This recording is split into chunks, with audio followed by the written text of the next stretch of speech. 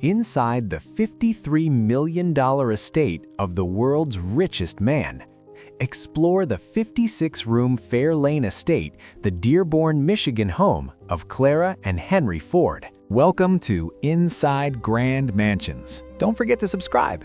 In 1914, while the rest of the world was descending into the chaos of the First World War, the wealthiest man in America was fighting a war of his own, right here on the banks of the Rouge River.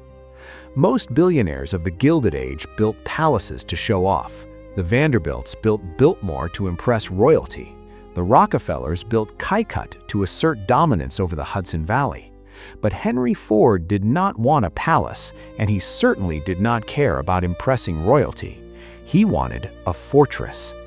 Fair Lane, located in Dearborn, Michigan, is a 31,000 square foot contradiction made of limestone and concrete. It is one of the first historic sites in America to be designated a National Historic Landmark. Yet for decades, the true story of this house was overshadowed by the titan of industry who built it. To the public, this was a home, but to Henry Ford, Fair Lane was a machine. It was designed to be a self-sufficient, independent kingdom where he could control everything, from the electricity that lit the halls to the very temperature of the air to the private lives of the people who lived inside. This is the story of the house that Paranoia built. To understand the house, you have to understand the money behind it and the peculiar psychology of the man who spent it. By 1913, the Ford Motor Company wasn't just successful, it was an economic supernova. Henry Ford had introduced the moving assembly line, fundamentally changing the human relationship with manufacturing. He was producing a Model T every 93 minutes. He wasn't just rich, he was the first billionaire of the common man. But extreme wealth brought extreme isolation. While Detroit's elite were clustering together in the mansions of Grosse Pointe, sipping champagne and networking in high society ballrooms, Ford hated them. He viewed the bankers and the socialites as parasites. He did not want to live near them, and he refused to play by their rules. He wanted to go back to the land he grew up on. He chose a plot of 1,300 acres in Dearborn, miles away from polite society. It was mostly farmland and forest surrounding the Rouge River. He envisioned a home that would blend into the landscape, a place where he could escape the celebrity he had created. But Henry Ford had a problem. He was a genius at building cars, but he was a nightmare at building houses. The construction of Fair Lane would become a chaotic reflection of Ford's own mind, brilliant, erratic, and impossible to satisfy. The trouble started immediately with the design. Ford originally hired the architectural firm of Von Holst and Fife, but the real genius behind the initial concept was Marian Mahony Griffin. She was a brilliant architect, a contemporary of Frank Lloyd Wright, and one of the first licensed female architects in the world. She designed a masterpiece for Ford in the Prairie School style. Her vision was low-slung, with horizontal lines blending seamlessly with the flat Michigan earth. It was modern, artistic, and forward-thinking. And Henry Ford absolutely hated it. The conflict between Ford and his architects is legendary. Ford did not care about aesthetics, he cared about utility and solidity. He would walk through the construction site, pointing at load-bearing walls and demanding they be moved simply because he didn't like where they stood. He demanded changes to the foundation that defied physics. When Griffin and the architects pushed back, explaining that you cannot move structural elements on a whim, Ford did what he did best. He fired them. He didn't just fire the architects, he effectively fired the style itself. He looked at the half-finished modern house and decided he wanted something else entirely. He wanted weight. He wanted permanence. So, in a move that baffled the architectural world, he brought in William Van Tyne to take a half-built prairie-style house and wrap it in limestone to look like a European fortress.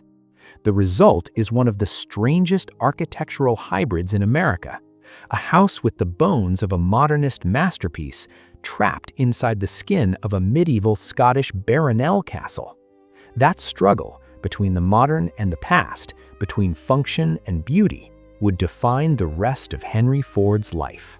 As you approach the estate today, you are struck by that heaviness. The exterior is clad in rough-hewn limestone, quarried in Ohio and hauled to Michigan. It feels impenetrable. This was intentional. Ford was becoming increasingly paranoid about his safety and the safety of his family. He didn't just want a home, he wanted a secure perimeter. The walls are thick, the windows are heavy, and the layout of the grounds was designed to control exactly who could see the house and when.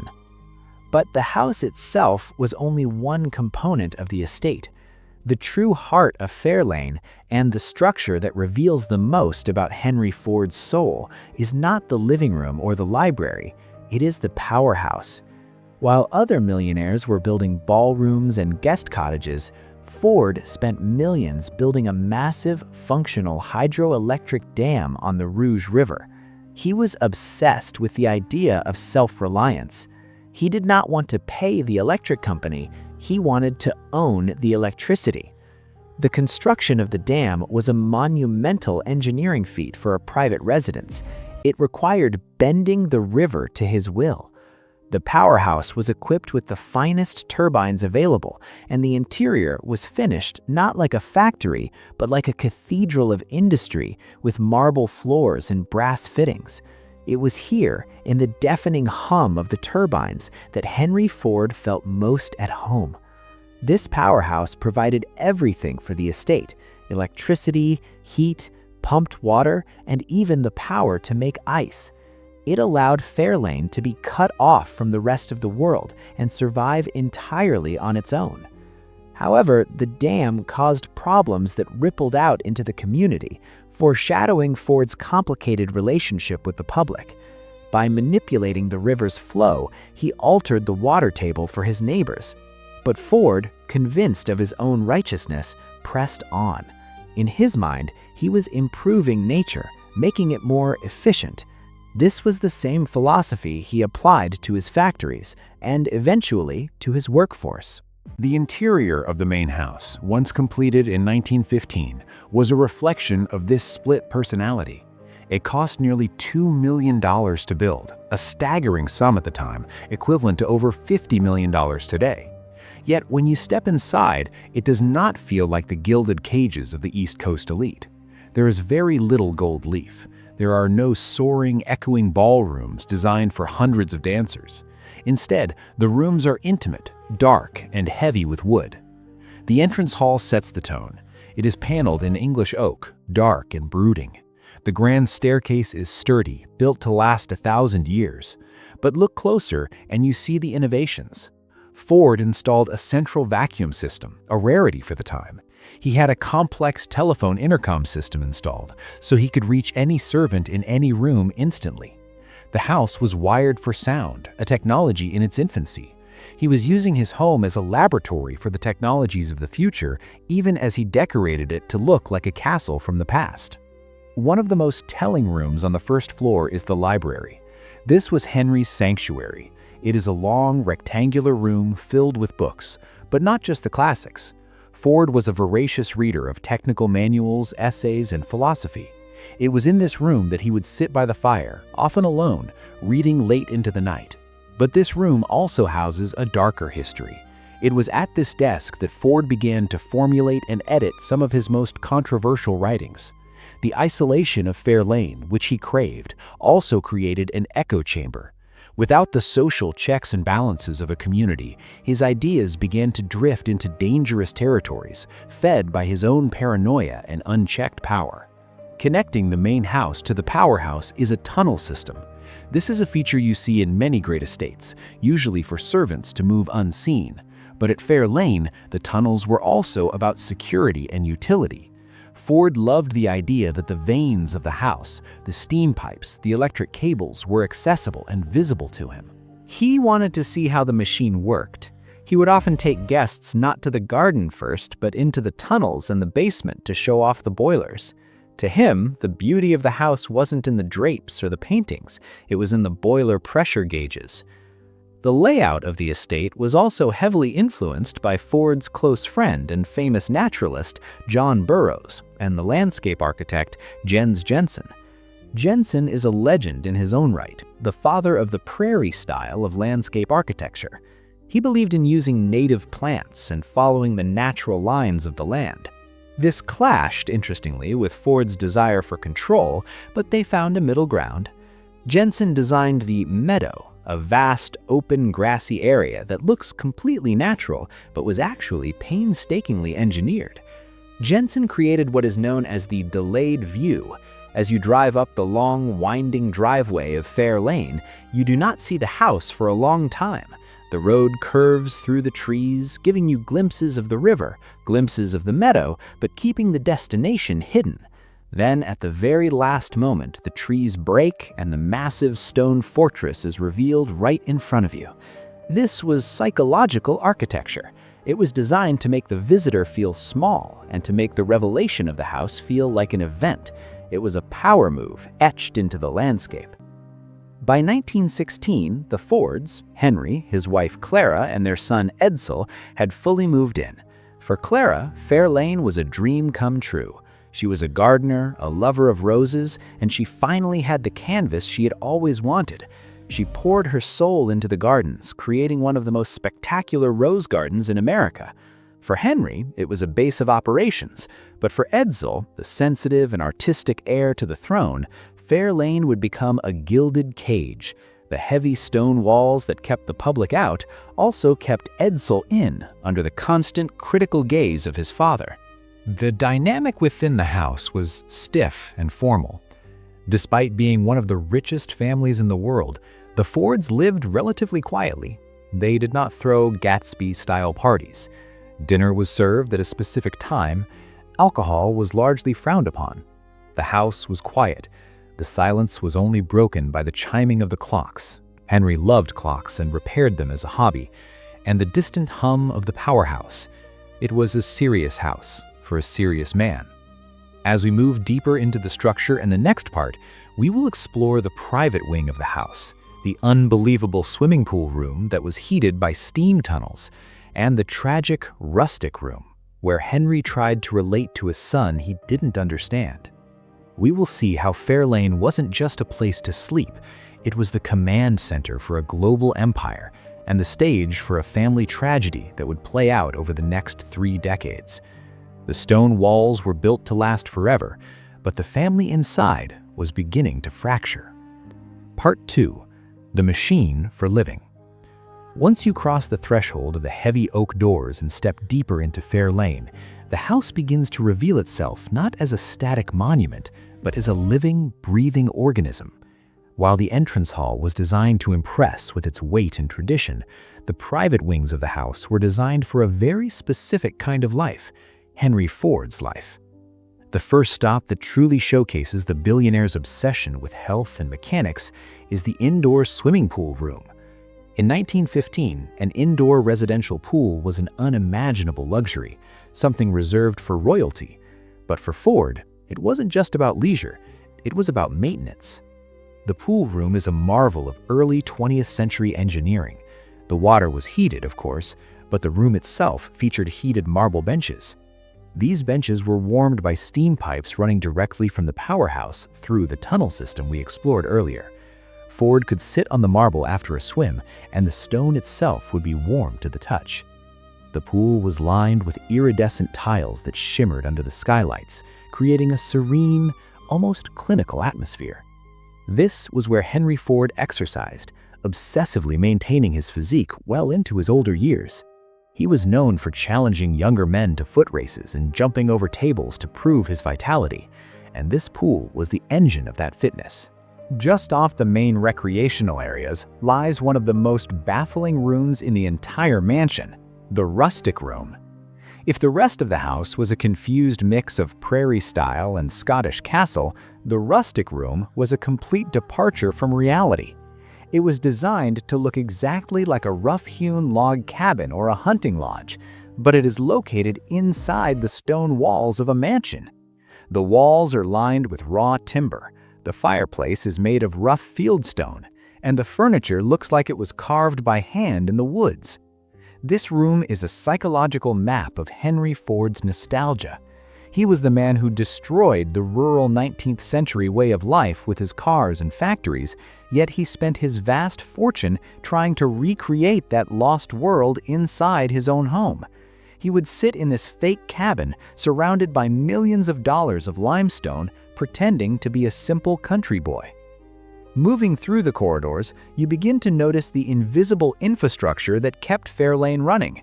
The house was equipped with a central vacuuming system, a network of tubes hidden in the walls that sucked dust down to a central canister in the basement. This meant servants didn't have to carry heavy machinery from room to room. They simply plugged a hose into the wall. It was efficient, hygienic, and thoroughly modern. The kitchen, too, was an industrial marvel. It featured refrigeration systems cooled by brine pumped from the powerhouse, stainless steel surfaces that could be sterilized, and warming ovens to ensure food never reached the table cold. It was run with the precision of an assembly line. But to find the true soul of Henry Ford, you have to leave the main house and walk to the garage. Calling it a garage is an understatement. It was a temple to the automobile. It was built to hold the family's fleet of Lincolns and Fords, but it also contained a mechanism that delighted every visitor, an automobile turntable. The driveway at Fairlane was narrow, and Ford didn't like the indignity of backing a car out. So, upon driving into the garage, the car would be parked on a circular platform. With a push of a button, or in the early days, a manual lever, the floor would rotate 180 degrees, pointing the car back toward the door, ready for a quick exit. It was a practical solution that became a symbol of status.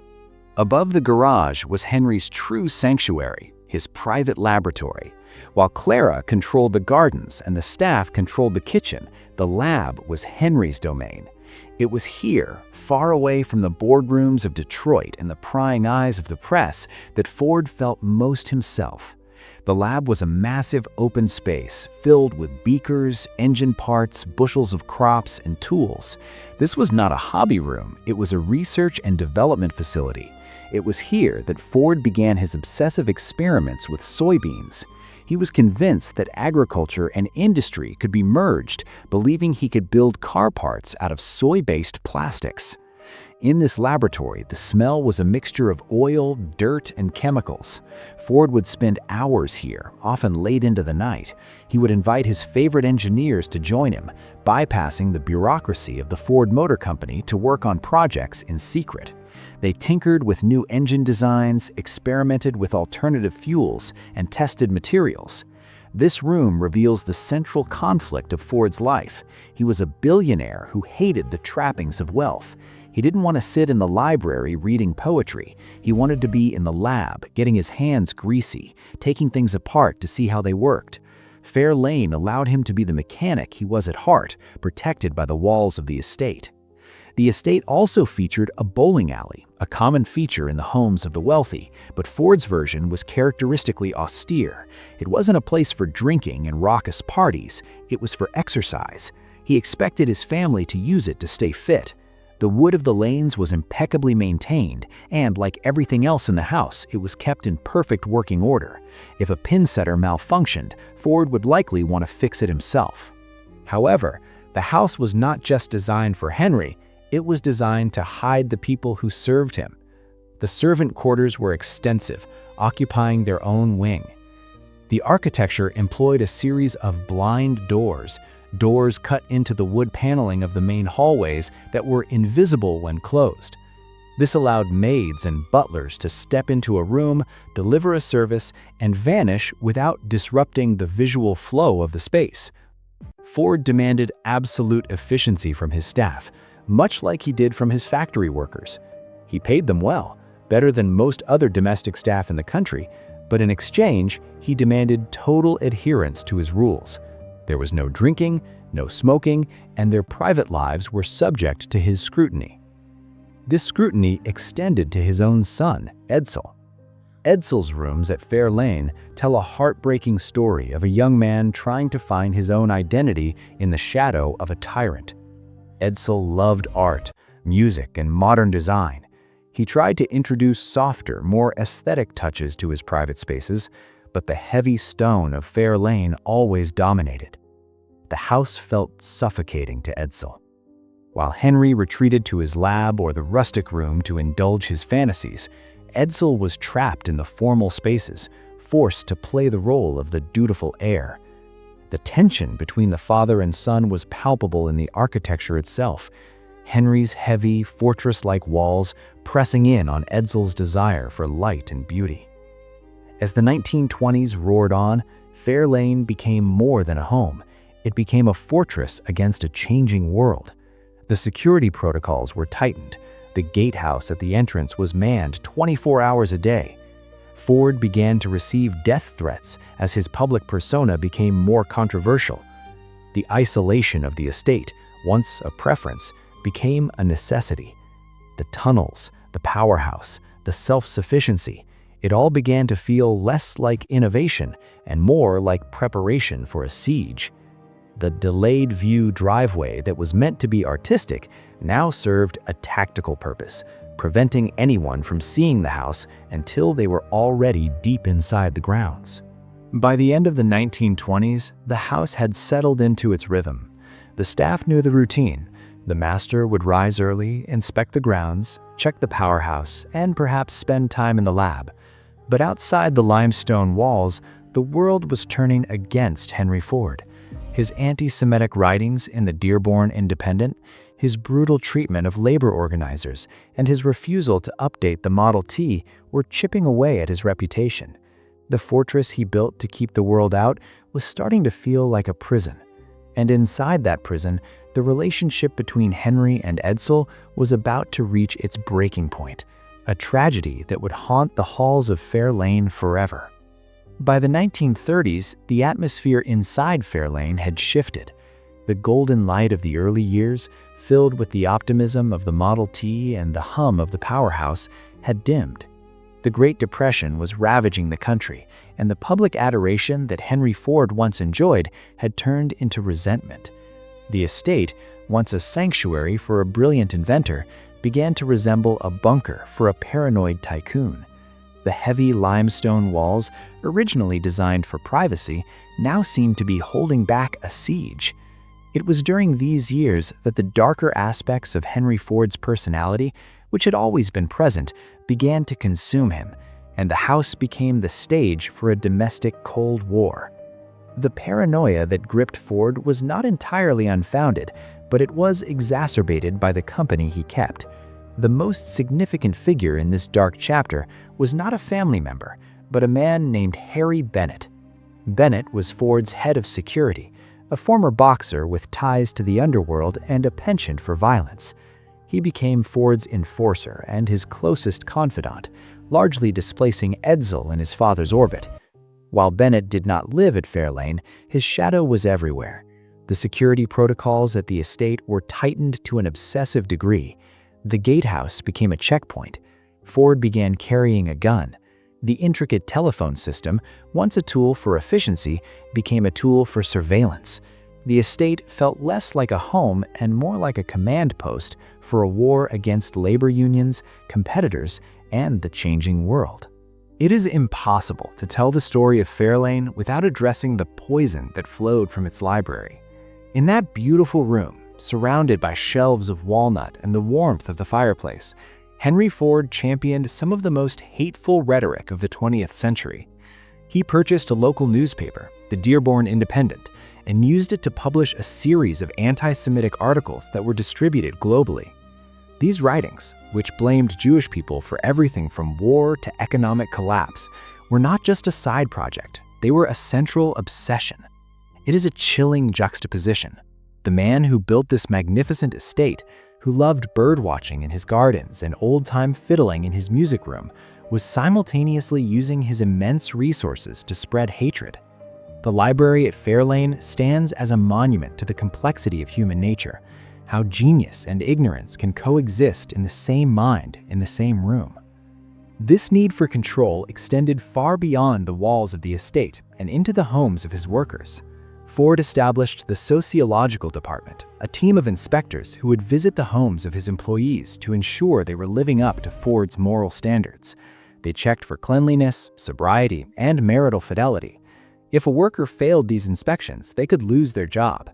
In many ways, Ford was trying to turn every worker's home into a miniature Fairlane, a place of rigid order, cleanliness, and efficiency. He could not understand why people would want to live differently than he did. He believed he had solved the problem of living, and he was determined to impose that solution on the world, whether they wanted it or not. But the most heartbreaking conflict took place inside the family itself. The relationship between Henry and his son, Edsel, is the central tragedy of the Ford dynasty. Edsel was everything Henry was not: artistic, sensitive, refined, and kind. He was a brilliant executive in his own right, with a taste for modern design that would eventually save the company. But Henry viewed these traits as weaknesses. He bullied Edsel relentlessly. He undermined his authority in front of employees, countermanded his orders, and openly mocked his tastes. Fairlane was the arena where this psychological abuse played out. The contrast between the two men was physically developing in the architecture they chose.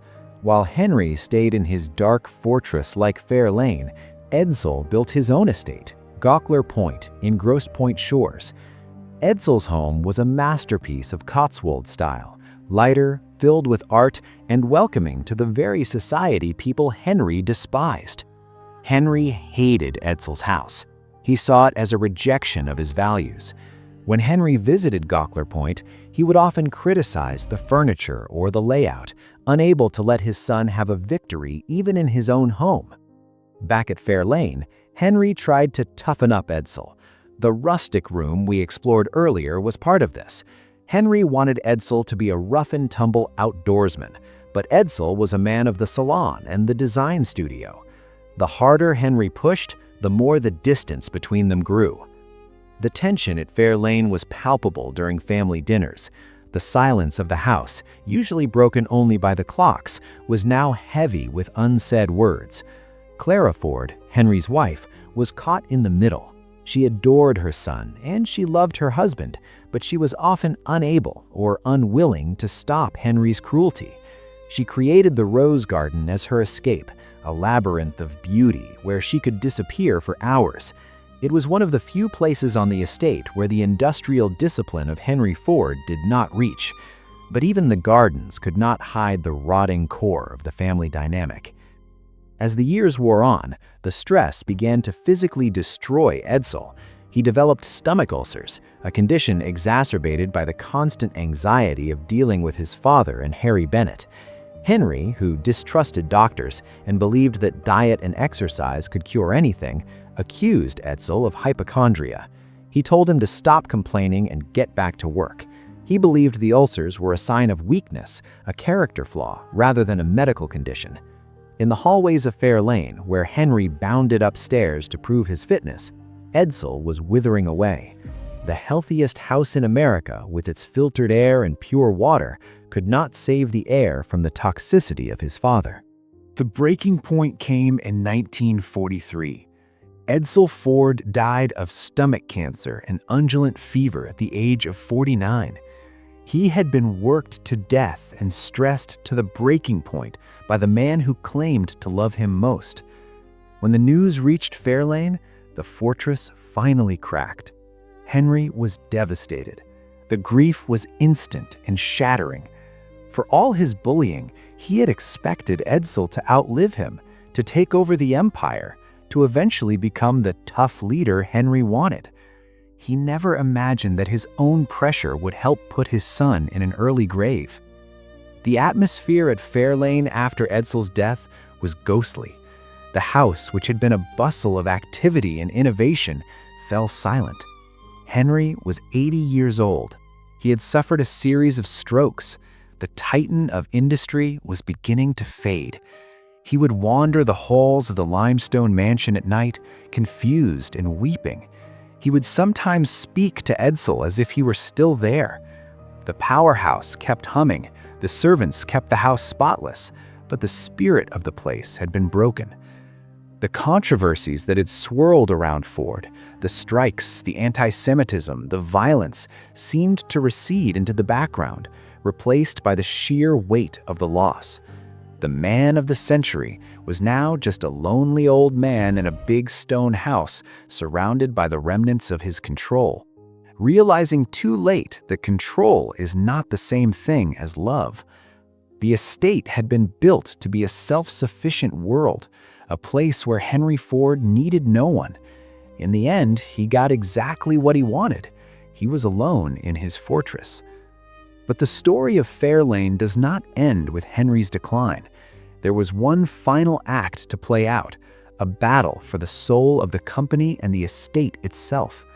The Ford name was at risk of disappearing under the mismanagement of a senile Henry and the scheming Harry Bennett.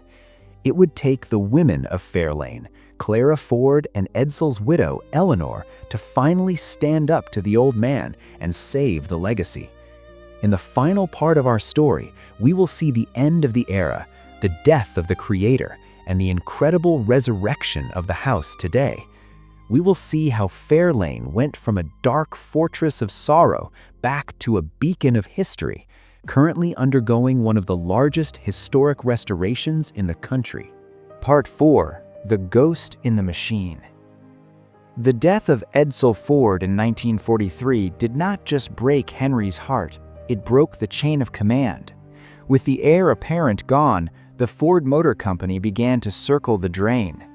Henry, now senile and increasingly erratic, nominally took back the presidency, but the real power lay in the hands of Harry Bennett, the security chief who had terrorized the family for years. Bennett had visions of taking over the empire himself. He had manipulated the old man into a state of dependency, isolating him further within the stone walls of Fairlane. For a moment, it seemed as if the Ford legacy would end not with a family member, but with a gangster. But the fortress of control had two other inhabitants who had been underestimated for decades: Clara Ford and her daughter-in-law, Eleanor. In a stunning display of steel that rivaled Henry's own, the women of the family took charge. Eleanor, Edsall's widow, refused to let her son, Henry Ford II, be bypassed. She issued an ultimatum that shook the walls of the estate. If Henry did not fire Harry Bennett and hand the company over to his grandson, she would sell her stock. This would have forced the company to go public, destroying the absolute control Henry had fought his entire life to maintain. Clara, the loyal wife who had stood by Henry through every controversy, finally sided with Eleanor. She told Henry it was time to let go. Facing the rebellion of the only people he had left, the Titan surrendered. Henry Ford II took the throne, Bennett was fired, and the old man retreated into the shadows of Fairlane for good. The final years at the estate were quiet, almost haunting. Henry spent his days wandering the grounds he had engineered. He would visit the powerhouse to watch the turbines spin, perhaps finding comfort in the only things that still worked exactly as he intended. He was often seen by the staff staring at the portrait of Edsall, weeping. The paranoia had faded into a gentle confusion. The man who had reshaped the globe with the automobile was now content to take long car rides through the countryside, watching the world he created blur past the window. The end came on April 7, 1947, and it arrived with a poetic irony that no screenwriter could invent. The Rouge River, the very waterway Henry had dammed and manipulated to power his estate, rose up in a massive flood. The waters breached the banks and swamped the powerhouse. The fires in the boilers were extinguished, the turbines ground to a halt. For the first time in decades, the hum of the machine stopped. The electricity at Fairlane failed. The heat died. The phones went dead. The fortress was completely cut off from the world, rendered powerless by the nature Henry had tried so hard to tame.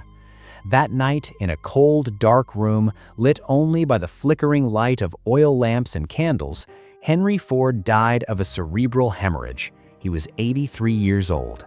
The man who had brought the modern world into existence, who had electrified the farm and put the world on wheels, left this life exactly as he had entered it, in a cold room lit by candlelight with no modern conveniences to save him. The irony was absolute. The machine had finally stopped. After Henry's death, Clara lived on at Fairlane for 3 more years, the lone custodian of the memories. When she passed in 1950, the house faced an uncertain future. For most estates of this size, this is the moment of destruction. The Gilded Age mansions were being torn down all over America, replaced by subdivisions. But Fairlane was too significant and perhaps too heavy to simply disappear. The Ford Motor Company purchased the estate and used it for corporate archives. For a time, the bedrooms where Henry and Clara slept were filled with filing cabinets. The library where the anti-Semitic tracts were written became a storage room for company records. It was a sterile, bureaucratic existence for a home that had been so full of passion and conflict. In 1957, the company donated the estate to the University of Michigan to establish its Dearborn campus. For decades, the mansion served as a university building. Students walked the halls where the captains of industry once debated the fate of the economy. Offices were partitioned. Fluorescent lights were drilled into the intricate plaster ceilings. While the university saved the building from demolition, the delicate fabrics, the custom furniture, and the subtle prairie-style details were slowly eroded or covered up. The house was surviving, but it was losing its soul. It was becoming just another old building. However, in 2013, a new chapter began. The ownership of the estate was transferred to a new nonprofit, the Henry Ford Estate, dedicated solely to its restoration. This was not a simple remodeling job. It was an archaeological dig. The goal was to return the house to exactly how it looked in 1919, the peak of its glory. This process has revealed the incredible attention to detail that Henry Ford originally demanded.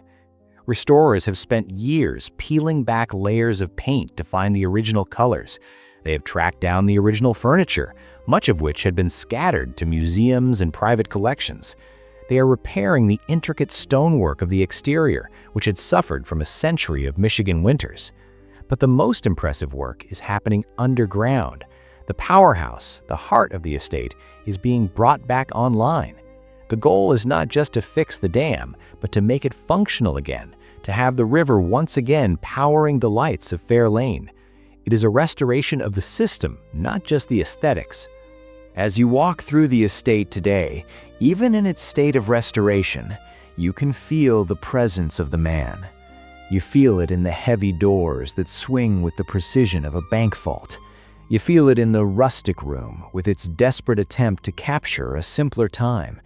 You feel it in the tunnel systems that link the house to the machines.